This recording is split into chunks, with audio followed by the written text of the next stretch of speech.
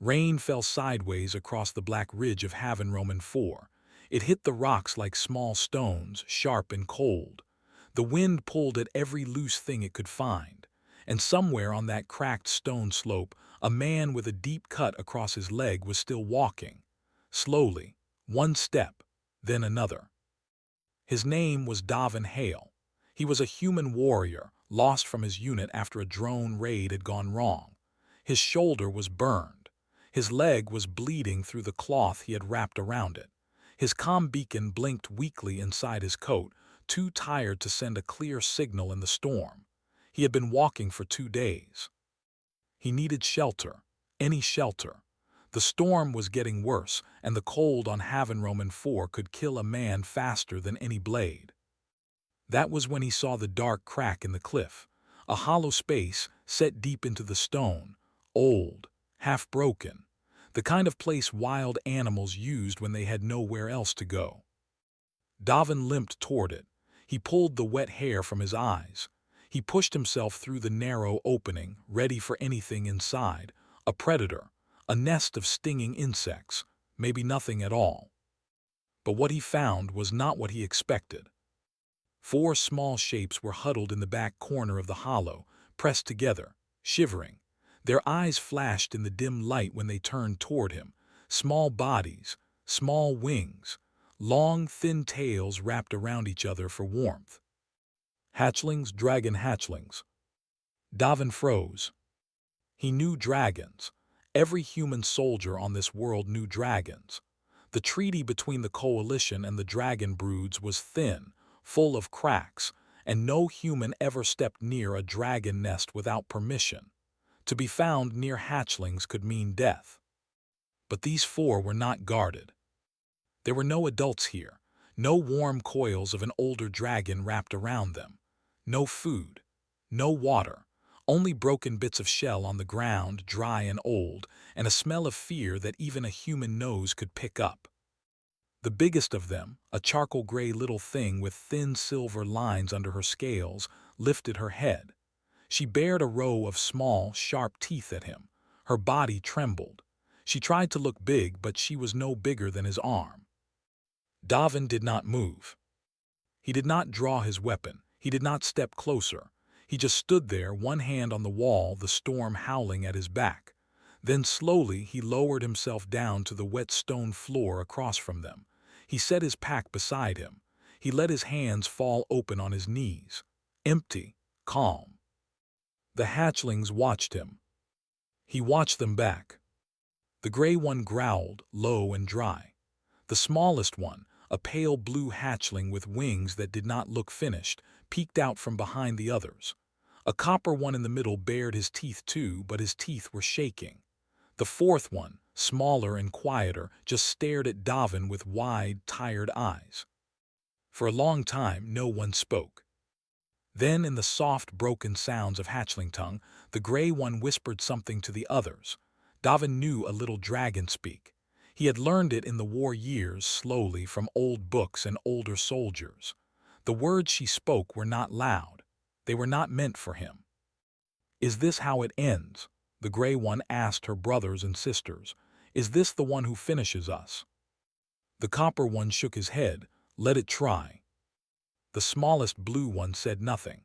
She only pressed closer to the gray one's side. And then, in a voice so soft it almost was not there, the gray one asked the question that had been sitting in her chest for many, many days. "Are we cursed dragons?" Davin heard it. He did not show that he heard. He kept his face calm. But inside his chest, something tightened, the way it had tightened many years ago when he was young and lost, and no one had come for him. He did not answer, not yet. He was not ready, and they were not ready. Instead, he slowly reached into his pack. The hatchlings tensed. The gray one growled again. But Davin only pulled out a small ration pack, the kind made for long missions. Dried meat, hard bread, a little salt. He opened it with quiet hands. Then he leaned forward just a little and pushed the open pack across the stone floor, toward them. Halfway. He did not push it all the way. He left it in the space between them where they could choose. He pulled his hand back. He sat still. The storm screamed outside. Water ran in thin lines down the cliff wall.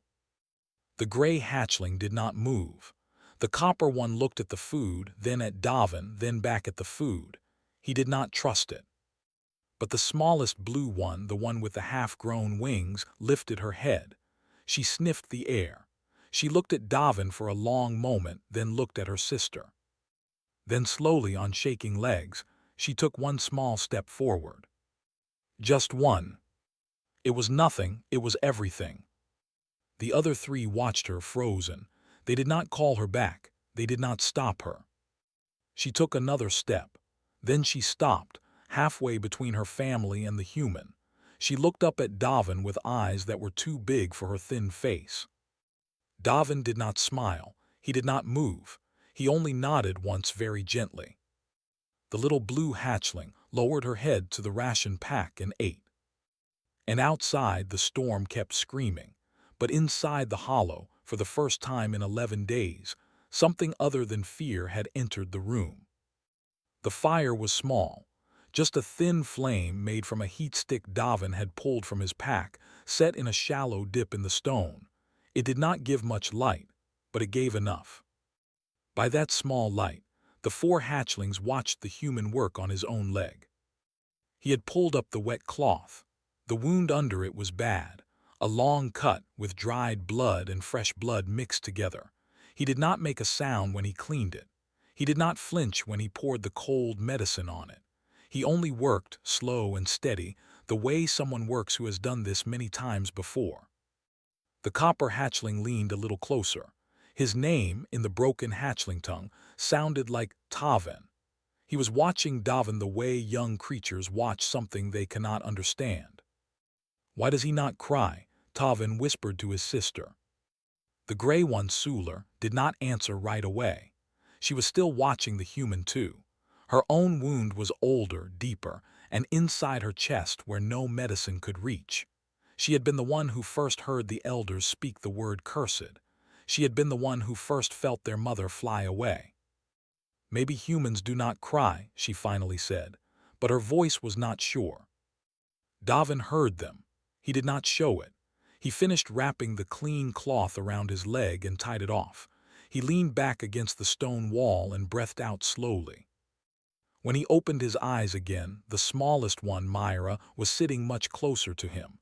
Not next to him. Not yet. But close enough that he could have reached out and touched her wing if he had wanted to. He did not reach out. Instead he spoke, in their tongue, broken, slow, with many wrong sounds, but it was their tongue. "You are safe here," he said. "I will not hurt you." All 4 hatchlings went still. Suler stood up so fast her tail hit the wall. You speak our words." "A little," Davin said. "Not well, but enough."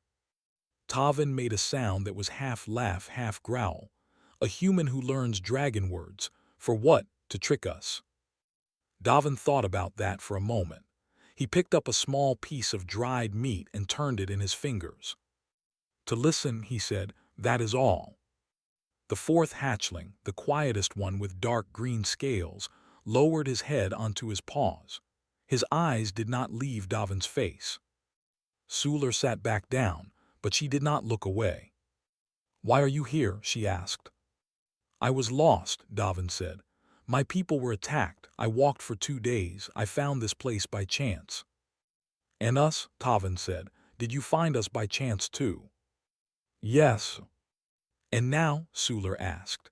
Her voice was hard, but underneath the hardness was something thinner, almost hope and almost fear, and could not decide which it wanted to be. "Now that you have found us, what do you want?" Davin looked at her for a long moment. "Nothing," he said. "I am only sitting." The hatchlings did not know what to do with that answer. For a while nobody spoke. The fire crackled softly. The storm outside had quieted to a steady rain. Myra inched a little closer. She was still watching him as if he might disappear. Then slowly, Suler began to speak. She told him about the brood season, about how their mother had laid 4 eggs, about how the eggs had hatched late in the cold part of the cycle, about how the dragon elders, the Council of Wings, had come to inspect them, about the silver lines under their scales, about the word they had used, cursed, marked, ill-omened, about their mother's eyes, when she had been told she could not return, about 11 days alone. Suler's voice did not break. She would not let it break. But Myra, beside her, made a small sound that was almost a cry. And the green one pressed his face into his own tail. When Suler finished, she looked Davin straight in the eye. So tell us, human, you have heard our story. You know what we are. Now answer us truly. Are we cursed dragons? Davin did not answer right away. He did not look away either. He thought of the things he had seen in his life. He thought of soldiers his own people had called broken. He thought of children on many worlds who had been told they were less. He thought of a younger boy, long ago, who had been told the same thing, and had carried that word like a stone for years before he learned to put it down. No, he said. His voice was quiet, but it was steady. You are not cursed. I have fought beside warriors with stranger marks than yours. None of them were cursed. They were just told they were. There is a difference. The 4 hatchlings stared at him. Tavin opened his mouth. Then he closed it. He did not have an answer for that. Suler kept staring. Her eyes were shining, but she did not let the shine fall. After a long moment, she lay down on the cold stone floor. She rested her head on her paws. Her body shook just once, like something inside her was finally letting go. Then, for the first time in 11 nights, she closed her eyes. And the human with his bandaged leg and his quiet face stayed awake, watching the fire, watching the door, watching over them. Morning on Havenroman 4 came slowly. The sky did not turn blue. It turned a pale, tired gray, the color of old metal. The storm had passed in the night, and now the world outside the hollow smelled clean and sharp, the way wet stone smells when the rain has finally stopped. Davin stepped out first. He moved carefully on his bad leg. He breathed in the cold air. He scanned the ridge above and the valley below. No drones, no movement. The land was quiet. The hatchlings watched him from the mouth of the hollow. They had not followed him out. Not yet. They stood just inside the dark line of the cave entrance, 4 small shapes pressed together, waiting to see if the human would walk away now that the storm was gone. Myra again came out first. She stepped into the morning light, blinking. Her pale blue scales caught the gray sky and gave it back as something softer. She looked at the open sky above her, the long stretch of stone, the world that her own kind had told her was not for her. And then she sat down beside Davin's rock, not touching him, but not far either. One by one, the others came. Davin turned a water pouch in his hand. You need to drink, he said in their tongue. Real water, not from the floor. He pointed across the ridge to a deep, round basin in the rock. Clean, cold, good water. Come, he said, I will show you. Suler hesitated. Why? Because I will not be here forever, Davin said, and you should know how to find these things yourself. That answer caught her off guard. She had thought he might say something soft. Instead, he had said something better. He had said that they would need to keep themselves. Suler nodded once. Show us. So he showed them.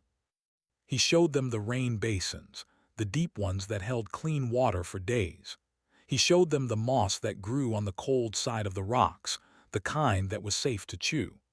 He showed them the burrow creatures, small fast things with gray fur that hid in the cracks between stones and came out at dawn and dusk. He showed them how to wait, how to stay still, how to be patient. Myra tried first. She crept up on a burrow creature with all the seriousness of a great hunter. Her tail twitched. Her wings flared. She pounced. She missed. She tried again. She missed again. She tried a third time. She missed by even more. She sat down hard on the stone, and her small chest heaved, and her eyes filled, and she made a sound that was very close to a cry. I cannot do it, she said. I am too small, I am too slow, I am wrong. Davin walked over slowly. He knelt down on his good knee in front of her on the cold stone. Myra, he said, he had learned her name from the others. Look at me. She looked up. You tried 3 times. Do you know what that means? She shook her head. It means you tried 3 more times than most. Most do not even try once. You did. That makes you not wrong. That makes you brave. Myra blinked at him. She did not have words for what was happening inside her small chest. Taven, the copper one, had been watching from a distance. He had been ready to laugh at his sister because that was how he hid the things that hurt. But he did not laugh now. He stood very still, with his head a little tilted, and he watched the human speak to his sister like she was a person. He had never been spoken to like he was a person.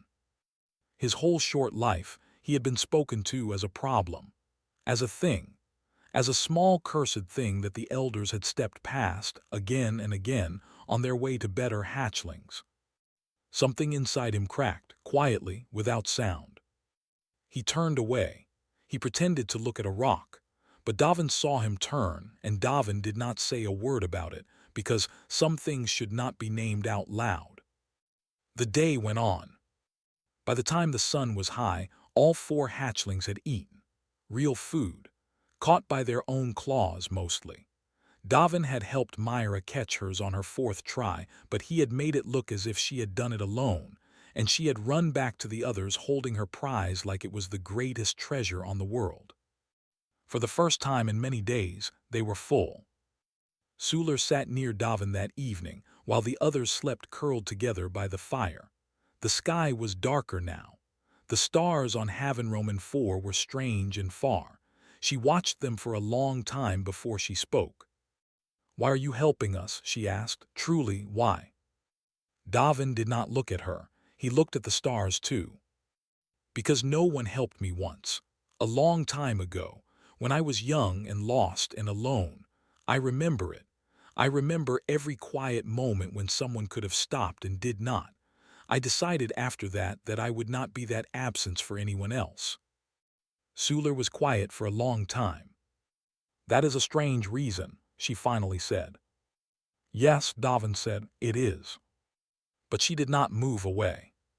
She stayed beside him until the fire grew low, and the cold came down, and she slept under a sky that, for the first time, did not feel like it had forgotten her. The shadow came first. It passed over the ridge like a wide, slow cloud, but there were no clouds in the sky that morning. The 4 hatchlings, who had been learning to climb a steep stretch of rock under Davin's quiet watch, froze where they stood. Myra looked up. 3 great shapes were circling above them. Black wings wide as houses, scales like polished stone, eyes that even from far below burned gold. Dragon scouts from the Council of Wings. Suler's breath caught in her throat. "They came back," she whispered. "They came back." Tavin's thin little wall of bravado fell apart in 1 second. He pressed himself flat against the rock. The green one made a small sound and tried to make himself smaller. Davin looked up too. He did not move fast. He did not reach for his weapon. He only stood up slowly, and he set his shoulders and he waited. The 3 scouts dropped from the sky. They landed hard all together in a line across the ridge. The ground shook. Dust and small stones jumped in the air. The wind from their wings flattened the dry moss against the stones. The lead scout was the largest. His scales were dark as wet coal. A long scar ran across his snout. His voice was deep enough to feel in the chest. "Human," he said in the trade tongue, "step away from the cursed brood." Davin did not move. "Human," the scout said again, lower now. "I will speak only twice. Step away." "I heard you the first time," Davin said. His voice was calm. "I am not stepping away." The scout's eyes narrowed.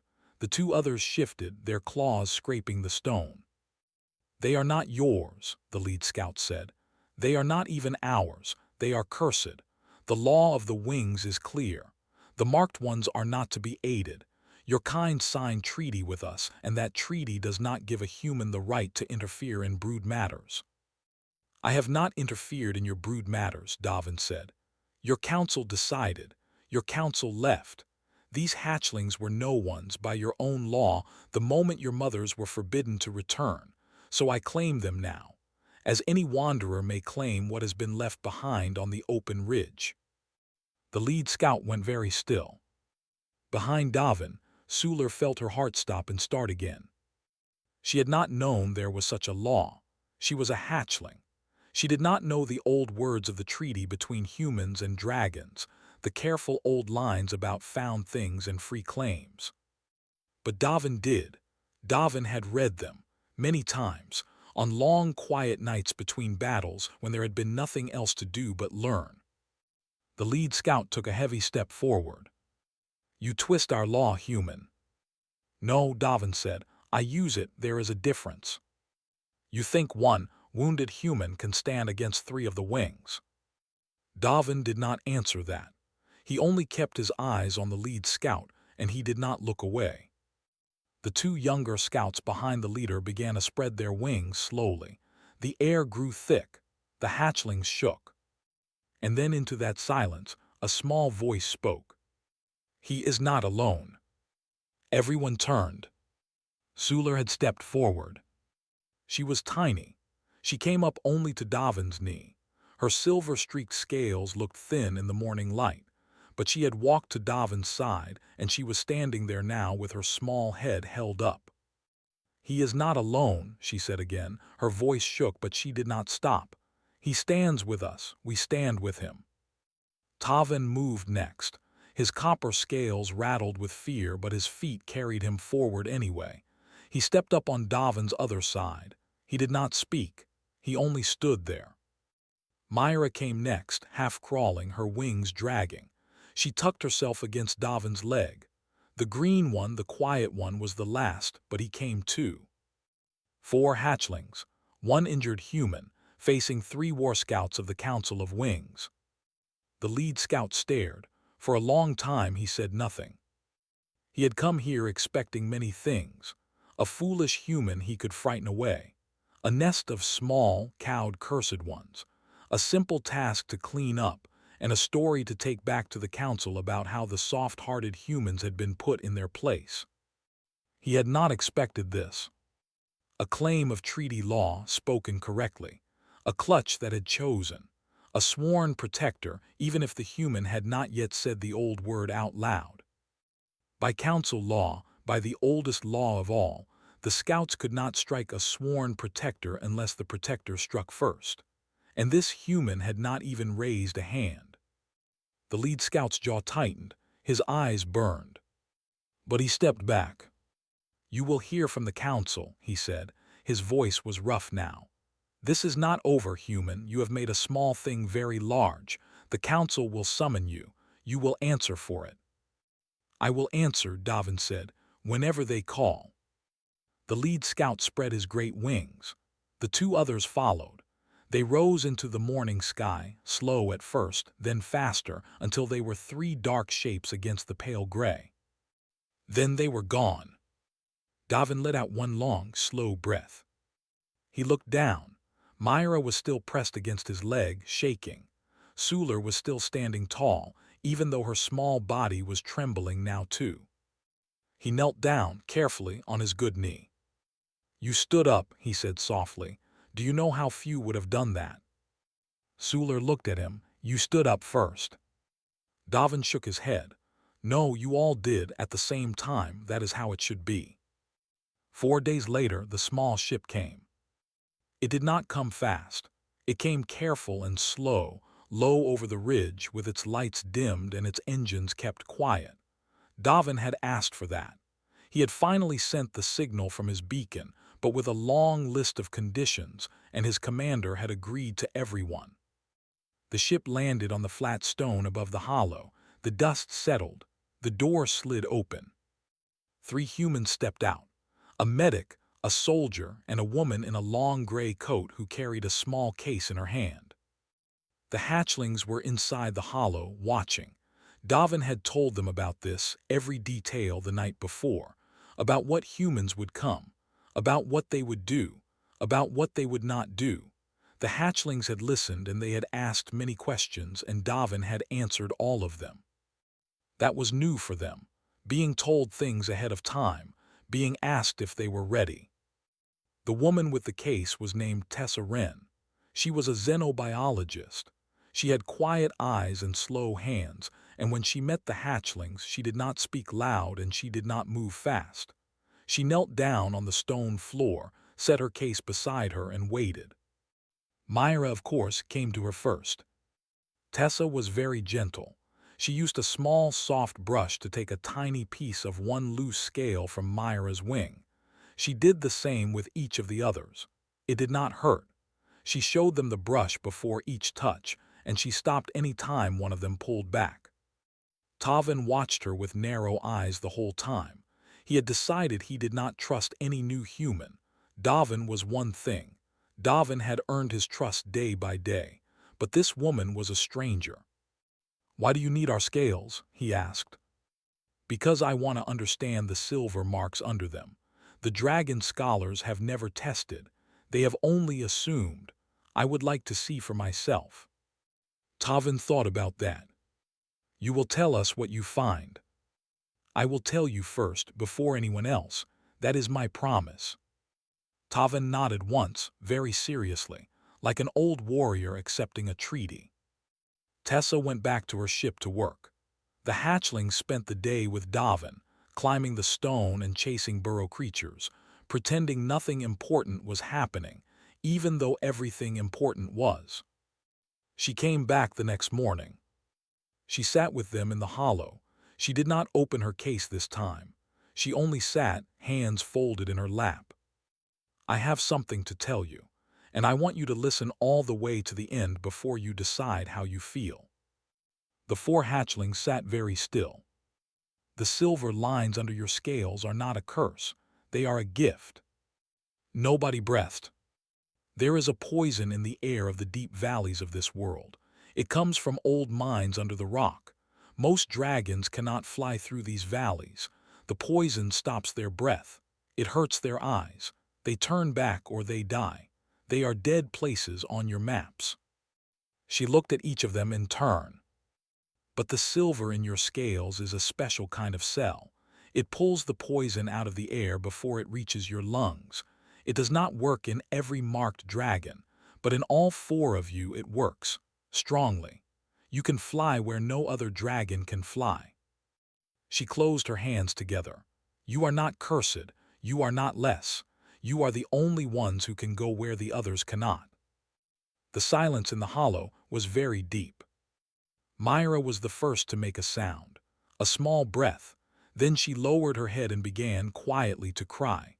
Slow, wet tears, the kind that come from a place that has held too much for too long. Tavin went the other way. He went very still. He did not move, did not speak, did not look at anyone. He just stared at a single spot on the stone, and inside him something was breaking and rebuilding at the same time. The green one pressed his forehead against Myra's side, and they cried together without making any noise. Suler did not cry. She did not move at all. She only looked at her own small claw and turned it slowly in the light as if she had never seen it before. After a long time, she lifted her head. "If we are not cursed, then what are we?" Davin, who had been sitting against the wall the whole time, finally spoke. "You are what you decide to be. That has always been true. Of dragons, of humans, of anyone. Names that other people put on you are only names. They are not who you are. Who you are is what you do every day when you wake up and choose." Suler looked at him. "What if we do not know yet? What if we are too small to choose?" "Then you wait and you grow, and one day you will know." Suler nodded slowly. She stood up. She walked to the mouth of the hollow. She looked out at the long gray sky and the far ridges and the deep valleys below where, somewhere, the poison waited that her own body did not fear. For the first time in her short life, the world did not look closed. It looked open. The hearing was held on the open ridge, under a wide and pale sky. 46 elder dragons came.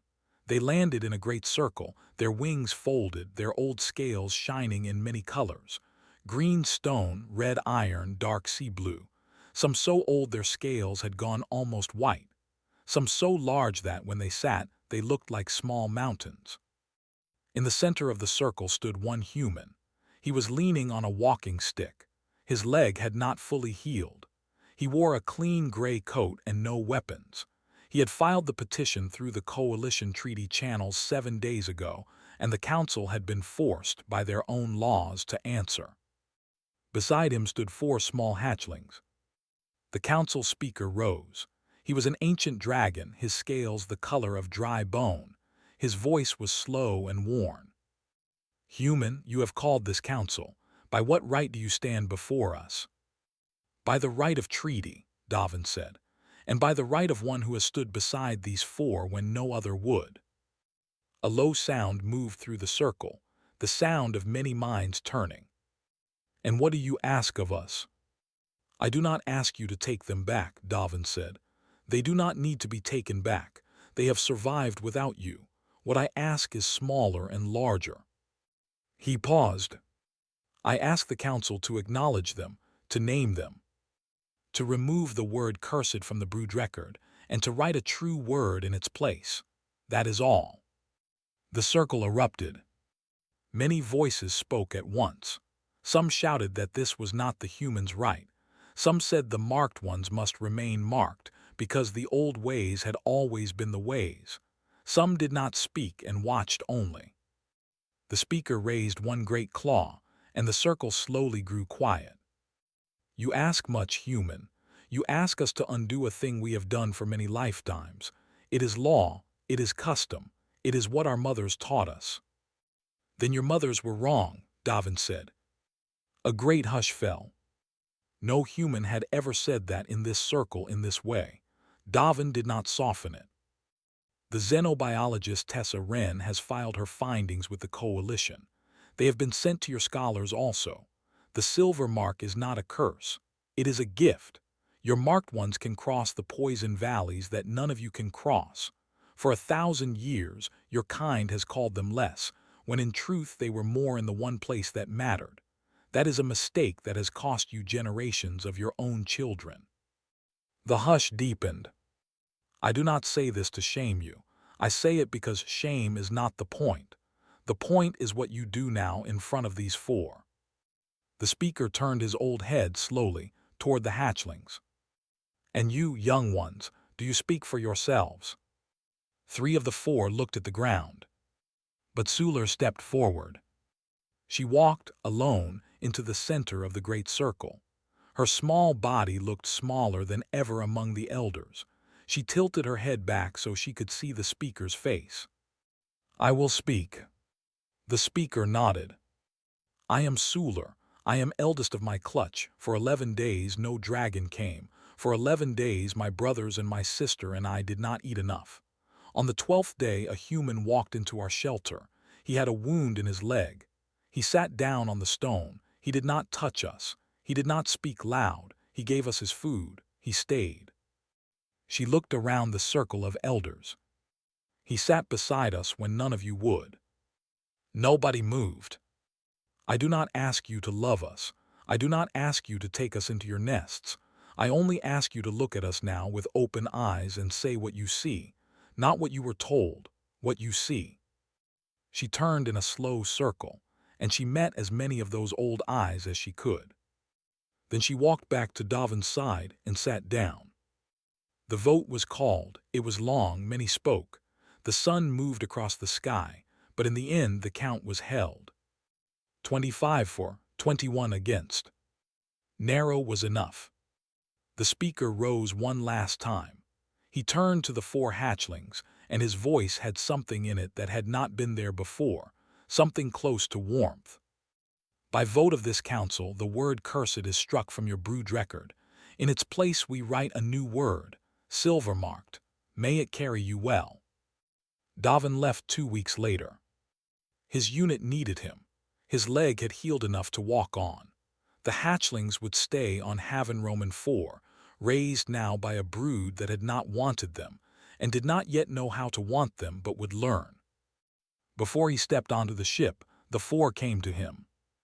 One by one they pressed their small foreheads against his hand, Myra first, then Taven, then the green one whose name Davin had finally learned was Corin, then Suler.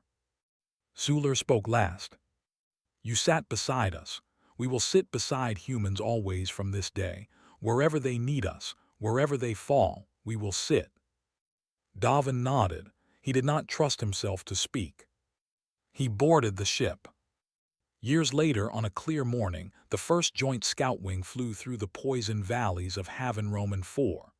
4 silver-marked dragons flew at its head, with human pilots in small light craft tucked beside them. The valleys, dead for 1,000 years, opened beneath their wings. And far below, on a quiet ridge, a graying human warrior with a faded leg scar stood with one hand shading his eyes, and he watched them go, and he smiled.